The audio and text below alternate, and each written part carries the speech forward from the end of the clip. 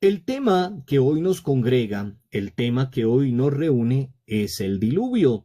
Y el diluvio lo vamos a encontrar en el Génesis capítulo 6 hasta el capítulo 9. Espero, mis queridos hijos, que hayan sacado el tiempo, porque de lo contrario, si no lo leyeron, si no lo meditaron, si no hicieron el trabajito, pues verdaderamente de lo que vamos a hablar no lo vamos a comprender. ¿Por qué no lo leemos aquí? Porque ustedes lo han tenido de tarea y efectivamente lo que vamos a hacer es explicarlo. Cuando nosotros estamos hablando directamente del diluvio, nos podríamos hacer una pregunta: ¿por qué la naturaleza se vuelve en contra de las personas? Y es una pregunta que hoy vamos a dar respuesta por medio de ese Génesis 6 hasta el 9. Entonces, ¿por qué la naturaleza se vuelve en contra de las personas?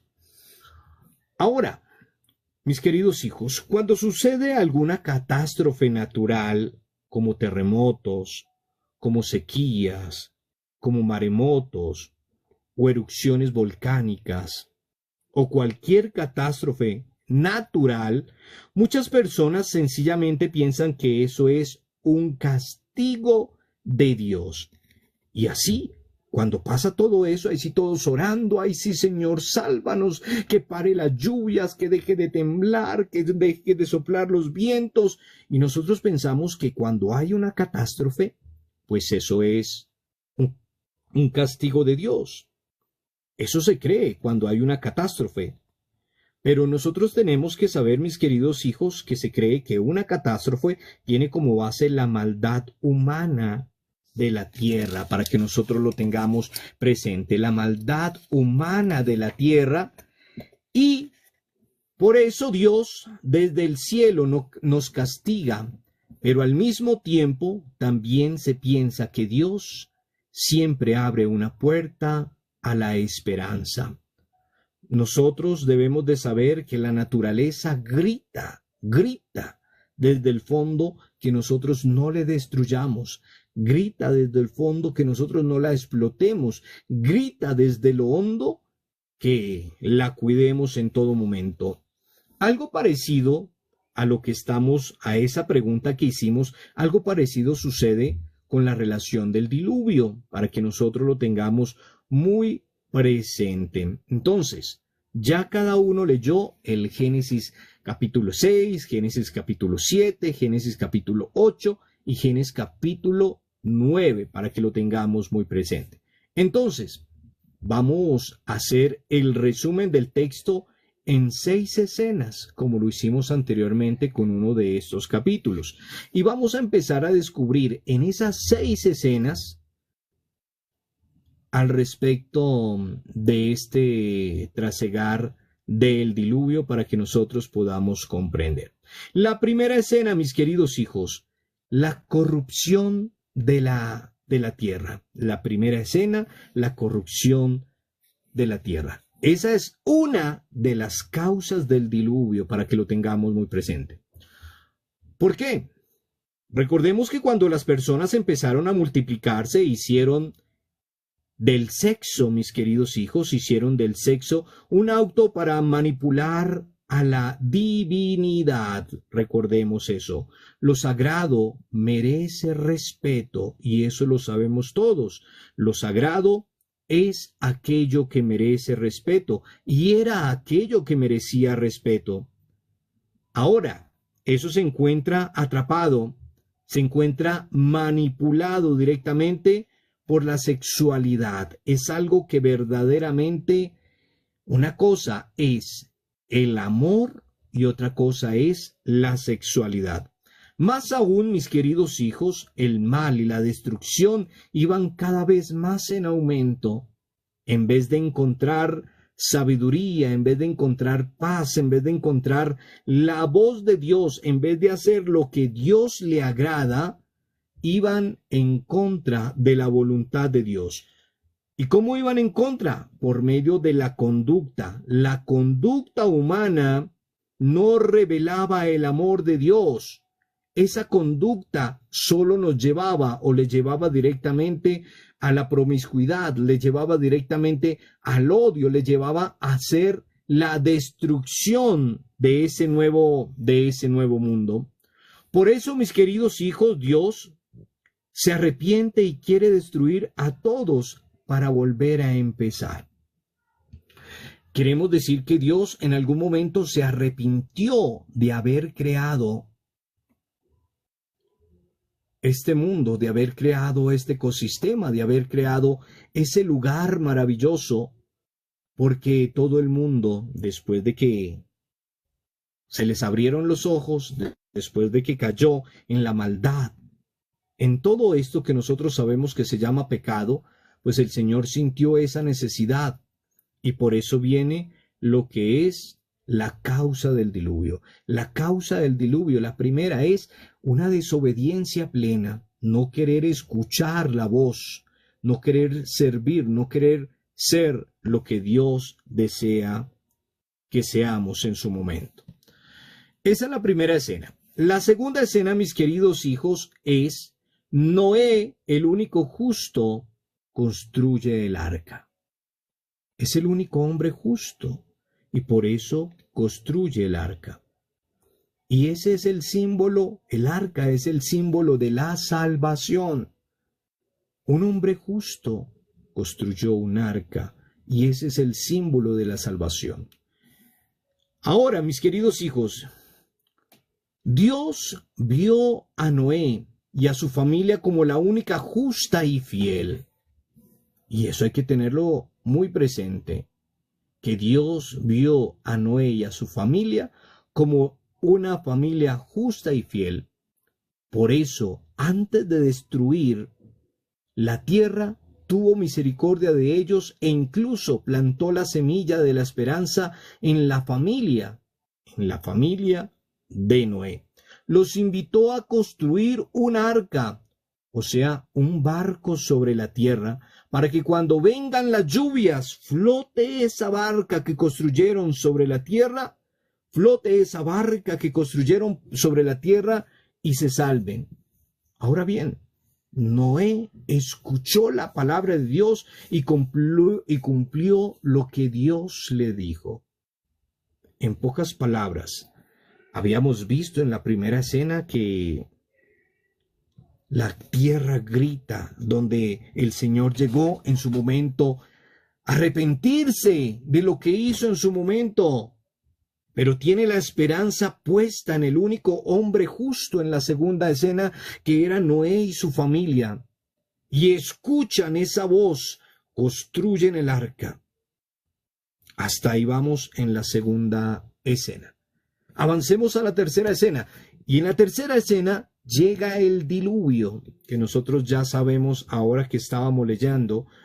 Una vez, mis queridos hijos, que la familia junto con Noé suben al arca, una vez que ellos suben a la barca, empezaron especialmente, ya lo sabemos, empezaron a llamar a los animales y empezaron a subir los animales y aves entraron en el arca. Y sabemos que Dios hizo llover durante 40 días y 40 noches, que las aguas subieron y subieron 7 metros por encima de las montañas más altas y cubrieron todo lo que había, sepultaron el mal, lo que había en el mundo, todo lo arrasaron, todo lo sepultaron, todo, mejor dicho, quedó bajo el agua.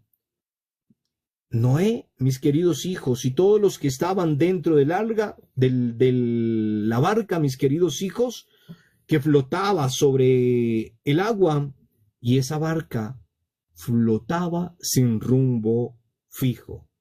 Y lo único que sabemos es que todos los que estaban dentro del arca, después de llover 40 días y 40 noches y tapar todo y ocultar todo, mejor dicho, todos los que iban en el arca sobrevivieron. Sobrevivieron. Hoy eso sería para nosotros una catástrofe. Hoy sería para nosotros, no sé, algo terrible, una catástrofe natural. Pero prevalecieron. Sigamos entonces con la cuarta escena y seguimos avanzando. En la cuarta escena, pues vamos con una nueva creación. Después de que pasó el diluvio, después de que andaron sin rumbo fijo, después de que pararon, viene la cuarta escena, que es la nueva creación. Ahora bien, recordemos que en esa nueva creación empezamos viendo cómo paulatinamente las aguas fueron asentándose en la tierra, fueron absorbidas por la tierra, se fueron acentuando en la tierra, y de ese modo la tierra cobró un nuevo brillo, un nuevo renacer, un nuevo renacer.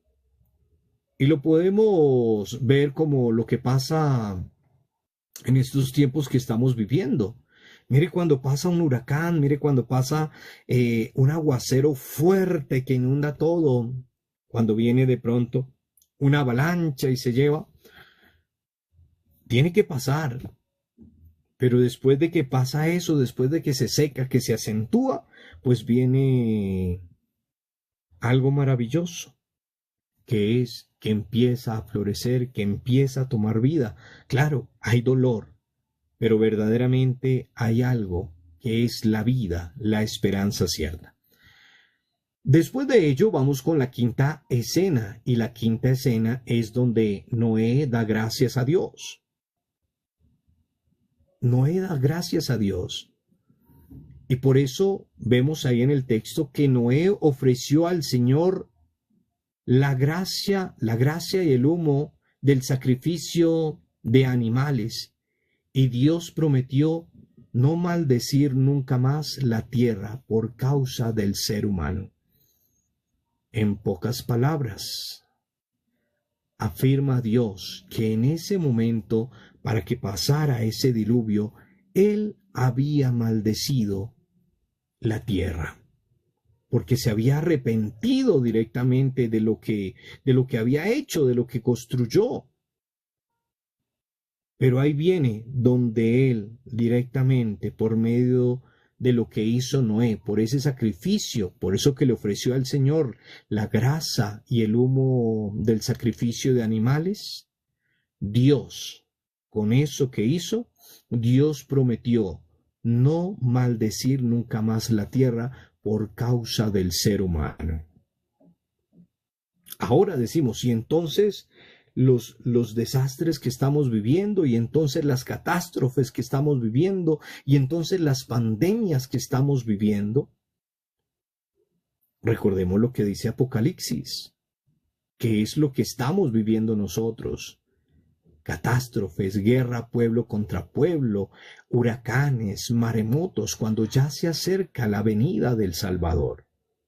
No es porque sea una maldición del Señor. Pasemos a una sexta escena, que es la bendición y la alianza de Dios con el símbolo del arco iris. Ahí en nuestro texto nos lo muestra. Esa alianza, esa bendición, después de que agradecen, después de que fueron arrebatados, después de que se calma lo que había pasado, viene la bendición y la alianza de Dios con el símbolo del arco iris. Dios, mis queridos hijos, en ese fragmento, Dios bendice la tierra, Dios bendice las aves y los animales para que las personas los cuiden, cultiven y se alimenten de ellos. Dios nos deja, y siempre he dicho, si en este momento nadie cultivara, si en este momento nadie ayudara a la reproducción, ¿qué sería de nosotros? ¿Qué sería de nuestra vida? ¿Qué sería de nuestra fauna, de nuestra flora? ¿Qué sería de lo que estamos viviendo? Hay que saber que después de que el Señor prometió no volver a maldecir la tierra, después de que se había arrepentido de lo que creó, hace ese pacto, hace esa bendición, hace esa alianza, ese sello por medio del arco iris. Y ahí es donde Dios bendijo nuevamente la tierra, mis queridos hijos, las aves y a todos los animales, y nos los dio especialmente para cuidar, para alimentarnos de ellos y también, ¿por qué no?, para cultivarlos, mis queridos hijos. Es más, estableció una alianza y una promesa que nunca más maldecirá a la tierra. Eso dijo. Esa alianza maravillosa, ese pacto sellado, lo que ha dicho, nunca más maldecirá, nunca más voy a maldecir la tierra. Y que la señal de su promesa, mis queridos hijos, la señal con la cual dijo, nunca más voy a maldecir la tierra, es esa señal que vemos siempre a lo lejos, en el cielo, que se llama arco iris. Por eso, mis queridos hijos, cada vez que pasa una lluvia, y lo podemos ver, cada vez que pasa una lluvia, sale el arco iris, sale el arco iris. Y por eso el pueblo de Israel cree que Dios está acordándose de su alianza. Así de fácil. El pueblo de Israel, cada vez que ve al arco iris después de una lluvia, ahí creen que Dios está acordándose de la alianza. Hay muchas personas que le temen al arco iris. Hay otras personas que les gusta el arco iris. Pero hay que saber que por medio de él nos acordamos del pacto, de la alianza que hizo con nosotros, donde juró nunca más volver a maldecir la tierra. Cada uno se busca sus problemas, claro que sí. Cada país se busca sus problemas, cada ciudad se busca sus problemas y demás. Porque tenemos algo que se llama temor de Dios, mis queridos hijos. Sigamos, mis queridos hijos. Entonces, habíamos dicho que íbamos a conocer 6 escenas. Y esas son las 6 escenas para que la tengamos muy pendiente. La primera, que es la corrupción de la tierra, que fue lo que causó el diluvio, para que no se nos olvide. La segunda, Noé es el único justo y construye esa arca. La tercera es cuando viene ese diluvio. La cuarta es la nueva creación, cuando ya el agua y para. La quinta es donde Noé da gracias a Dios. Y la sexta es la bendición y la alianza de Dios con el símbolo del arco iris, para que nosotros lo tengamos muy presente. Ahora, ¿cuál es el mensaje del texto? Porque nosotros tenemos que ver cuál es el mensaje de texto, no de solo meditarlo, sino tenemos que conocer cuál es el mensaje central o por qué directamente se dedican del capítulo 6 al capítulo 9 a hablar directamente del diluvio. Este texto especialmente busca responder, mis queridos hijos, a las preguntas o a una pregunta en especial: ¿por qué la naturaleza, siendo buena, se vuelve en contra de las personas? Que fue la pregunta que decíamos al comienzo. ¿Por qué la naturaleza, siendo buena? Porque recordemos que y vio Dios que era bueno, y vio Dios que era bueno, y vio Dios que era bueno. Entonces, ¿por qué la naturaleza, siendo buena, se vuelve en contra de las personas? Y es una pregunta que el pueblo de Israel contestó con la narración del diluvio.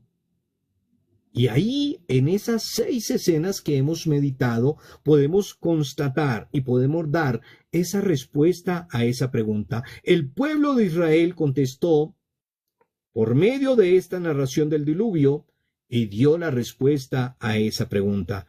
Que esa narración de fondo expresa una forma particular de creer y ver la vida.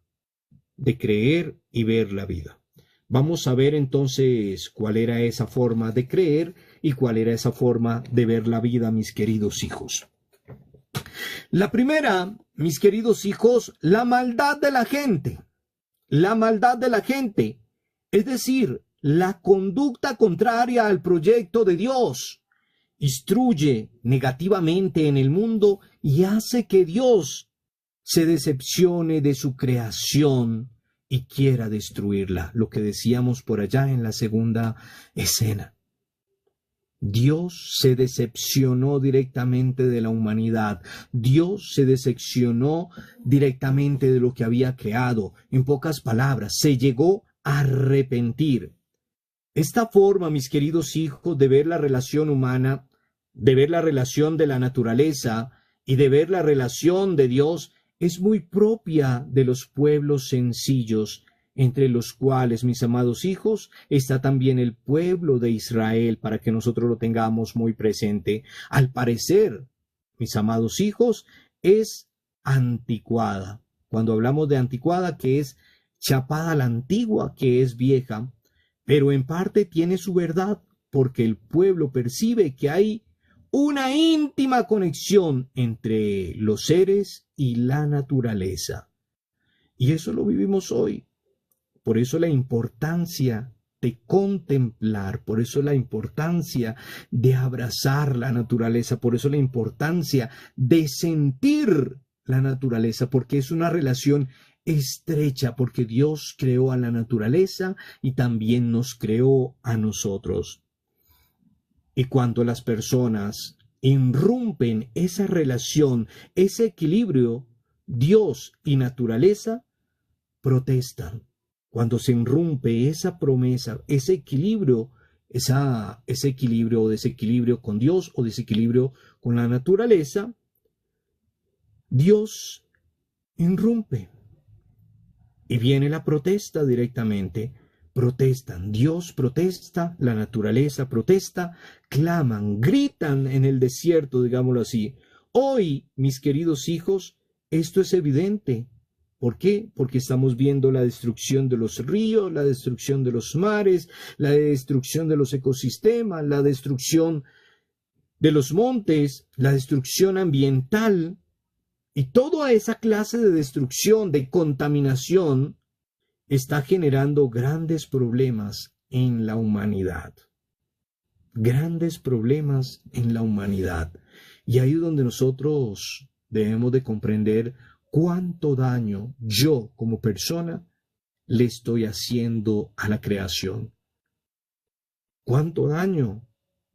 ¿Cuál es la factura que yo debo pagar en su momento? El daño que yo lo he hecho al ecosistema cuando usamos aerosoles, cuando quemamos cosas que no se pueden quemar, etcétera, etcétera. Pero recordemos que Dios ama la vida. Dios ama la vida. Y a nosotros nos dio una vida y nos ofrece una vida eterna, una vida en abundancia. 2, mis queridos hijos, Dios busca a un justo y lo encuentra. ¿Y ese justo cómo se llama? Noé. Él quería salvar. Él quería tener una tierra nueva, un cielo nuevo, y busca un justo que se llama Noé. Pero ese justo pues tiene también su familia, entonces busca a Noé junto a su familia, que son buenos, porque los vio, son buenos. Y Dios realiza un plan maravilloso para salvarlos. Ese plan maravilloso se lo revela por medio del arca, donde suben y llovió por 40 días y 40 noches, pero, como decimos por ahí, borrón y cuenta nueva. 3, mis queridos hijos, Dios castiga con el diluvio y destruye todo. Dios castiga con el diluvio y destruye todo. Bueno, casi todo, porque si hubiese sido todo, no habría estado ni la familia de Noé ni Noé. Casi todo. Todo lo que en su momento llegó a arrepentirse de haber creado. Para que lo tengamos muy presente. 4, mis queridos hijos. Gracias a Noé, o más bien con Noé, renace la humanidad. Una humanidad purificada del mal, que confía plenamente en la presencia permanente de Dios, del Dios de la vida. En pocas palabras, Noé, gracias con él, renace una nueva historia, renace una nueva vida. Y por eso les he dicho, cuando venga el Señor nuevamente, va a aparecer un segundo diluvio. Pero no es que lo vayamos a vivir de esa manera, sino que lo asemejamos de esa manera, porque Dios vendrá a purificar una vez más la tierra de toda clase de inmundicia, de toda clase de idolatría, de toda clase de maldad, de toda clase de pecado. Y por eso debemos de preguntarnos si el Señor se ha arrepentido en esta época de habernos creado a nosotros, o si verdaderamente se estará arrepintiendo de lo que yo soy en el momento.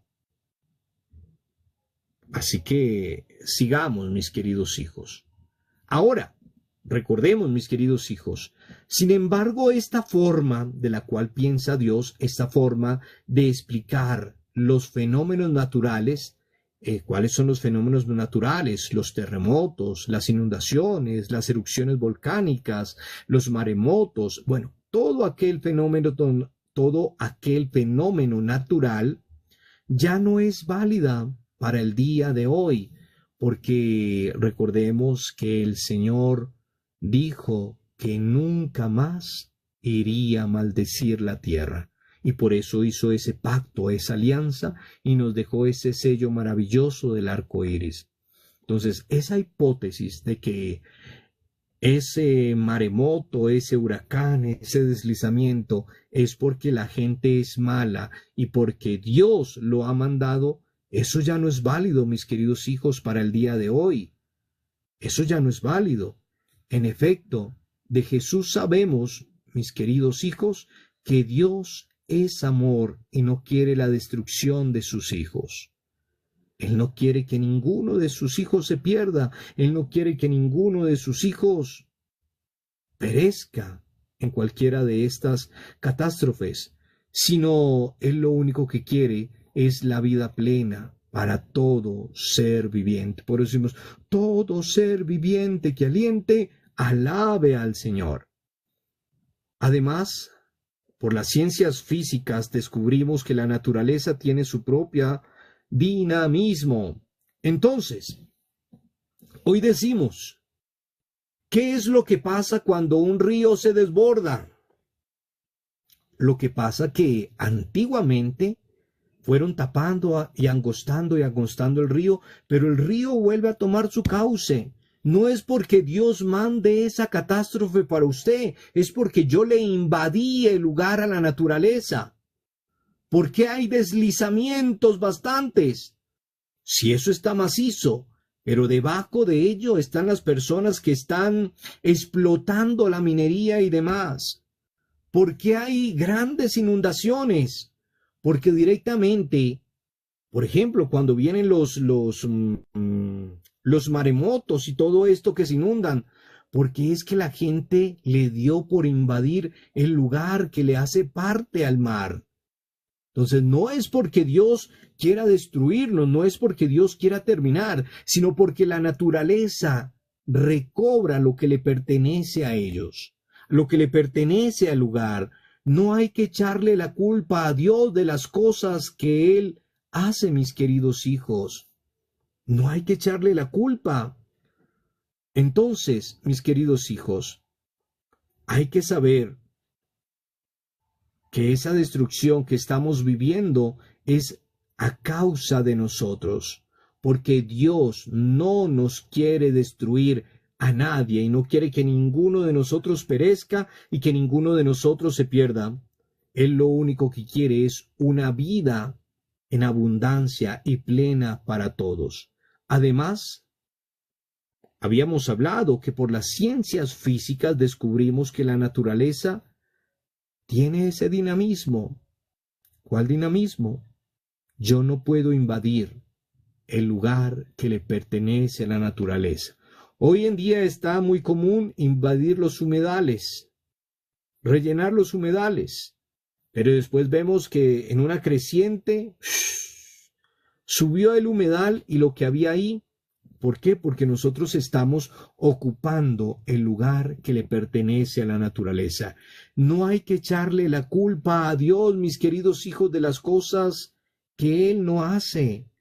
Dios no está diciendo es que ahora que vaya por allá un maremoto, que sople un tornado. Entonces, no. Las cosas que pasan no hay que echarle la culpa a Dios. Aunque reconocemos la íntima conexión que nosotros tenemos con Él, entre la conexión íntima que hay entre la naturaleza, la humanidad y Dios. Es una íntima relación. Y de eso nos habla esos capítulos del diluvio, del Génesis 6 al capítulo 9. Para que nosotros recapitulemos y para que nosotros vayamos comprendiendo que todo es a causa de la humanidad, que todo es por desobediencia del hombre, que llegamos a tal punto de hacer que Dios se llegara a arrepentir de lo que hizo, pero en su infinito amor toma a Noé y a su familia,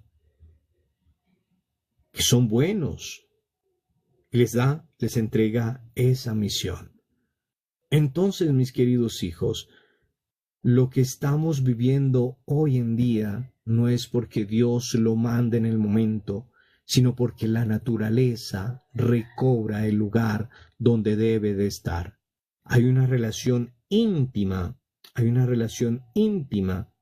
una conexión íntima entre la naturaleza, entre la humanidad y Dios. Dios creó todo lo que hay en este mundo, nos creó a nosotros. Y por ende, Dios ama su creación, Dios ama a nosotros como humanidad, y de la misma manera la naturaleza y la humanidad deben de corresponder a Dios. La naturaleza, ¿cómo responde a Dios? Recordemos los frutos de la naturaleza. Recordemos cuando no daba fruto, que le dijo, vengo a... No, Señor, dale un año a esa viña, un año. Si no da fruto, la arrancamos. Dios nos ama, Dios nos cuida y Dios nos da la naturaleza que nosotros tenemos. Entonces recordemos la alianza maravillosa donde sabemos que Dios prometió no volver a maldecir la tierra. En pocas palabras, no volver a maldecir la humanidad. Así que todo lo que está pasando en el mundo no es porque lo mande Dios. Pero hay algo que sí decimos en el Apocalipsis. No lo manda Dios, pero hace parte de los signos de los tiempos. Cuando se avecina todo esto, sabemos que el tiempo de Dios se acerca. En pocas palabras, podríamos saber que ya se acerca próximamente el segundo diluvio. ¿Y a quiénes va a escoger el Señor? ¿A quiénes va a llamar el Señor?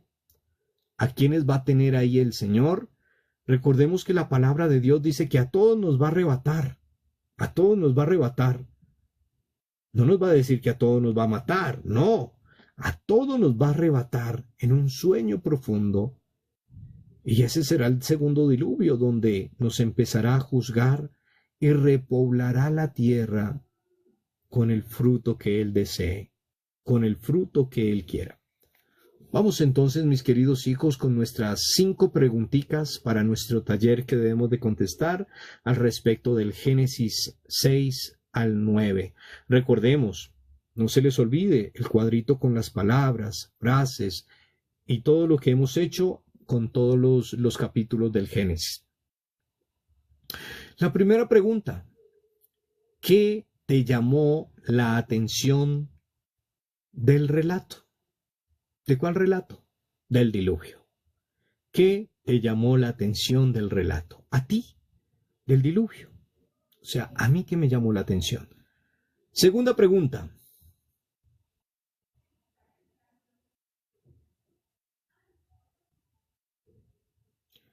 ¿Qué quiere o qué desea el pueblo de Israel con este relato? ¿Qué quiere el pueblo de Israel con este relato? O sea, ¿qué quiere? Recordemos que todo lo que se escribe es para que nosotros comprendamos, pero ¿qué quiere el pueblo de Israel en ese momento que escribió? Tercera pregunta.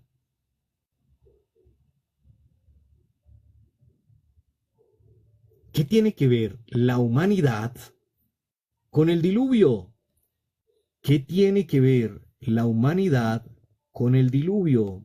Entonces contestémonos, ¿qué tiene que ver la humanidad con el diluvio?